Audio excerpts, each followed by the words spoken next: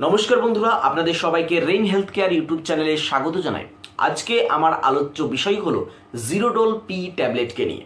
এই ভিডিওতে আমরা ডিটেলসে জানবো জিরোডল পি ট্যাবলেট কি, এটা কেন ব্যবহার করা হয়, এর কি কি কম্পোজিশন রয়েছে, এর কি কি সাইড এফেক্টস রয়েছে এবং এটা কিভাবে কাজ করে। তো ভিডিওটা লাস্ট পর্যন্ত দেখতে থাকুন ডিটেলসে জানার জন্য। এবং যদি ভিডিওটা ভালো লেগে থাকে ভিডিওটাকে অবশ্যই লাইক করবেন, চ্যানেলটিকে সাবস্ক্রাইব করবেন। তো আসুন ভিডিওটা শুরু করা যাক। তো এই যে জিরোডল পি, এই জিরোডল পি ট্যাবলেটটা কি? এটা ইপকা ল্যাবরেটরিজের বানানো একটা প্রোডাক্ট, যার বর্তমান মার্কেট প্রাইস 73 রুপিস, মানে 73 টাকা।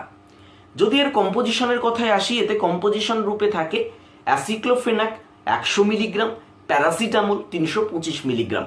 এই যে অ্যাসিক্লোফেনাক, এটা কিভাবে কাজ করে? যেহেতু এটা একটা non steroidal anti inflammatory drug, তো এটা ইনফ্লামেশনকে কমাতে ব্যবহার করা হয়, ব্যথা ফোলা এইগুলো কমাতে ব্যবহার করা হয়। এবং এই যে প্যারাসিটামল, এটা একটা অ্যান্টিপাইরেটিক ড্রাগ, তো এটা জ্বর কমানোর সাথে সাথে ব্যথা কমাতেও ব্যবহার করা হয়। তো এই যে জিরোডল পি ট্যাবলেট, এটা যেহেতু অ্যাসিক্লোফেনাক এবং প্যারাসিটামল নিয়ে তৈরি, তো এটা আমাদের ইনফ্লামেশন, ব্যথা ফোলা এইগুলো কমাতে ব্যবহার করা হয়।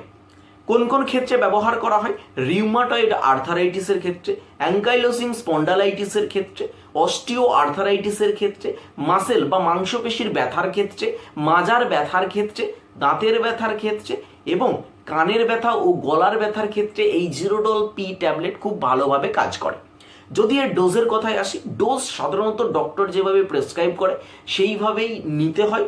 নিজে থেকে এই ওষুধ না নেওয়াই ভালো, তবে যে ডোজটা থাকে সেটা দিনে 2বার থেকে 3বার খাওয়ার পরে নিতে বলা হয়। সেটা সিভিয়ারিটির উপর ডিপেন্ড করে ডক্টর প্রেসক্রাইব করে থাকেন। জিরোডল পি ট্যাবলেটের সাইড এফেক্টসগুলো কী কী বা পার্শ্ব প্রতিক্রিয়াগুলো কী কী? যদি এর ওভারডোজ হয়ে যায় তো সেই ক্ষেত্রে কিছু কিছু সাইড এফেক্ট দেখা দিতে পারে। সেটা হচ্ছে পেটের কিছু গোলযোগ দেখা দিতে পারে, পেটে ব্যথা হতে পারে, গ্যাসের উৎপন্ন হতে পারে, মাথা ঘোরা এবং বমি বমি ভাব এগুলো দেখা দেয়। তো অবশ্যই এই ওষুধ নেওয়ার আগে আপনি একজন ডক্টরের সাথে কনসাল্ট করুন। তো ভিডিওটা যদি ভালো লেগে থাকে ভিডিওটিকে অবশ্যই লাইক করুন, চ্যানেলটিকে সাবস্ক্রাইব করুন এবং ফ্যামিলি ও ফ্রেন্ডসদের সাথে ভিডিওটিকে শেয়ার করুন। ধন্যবাদ।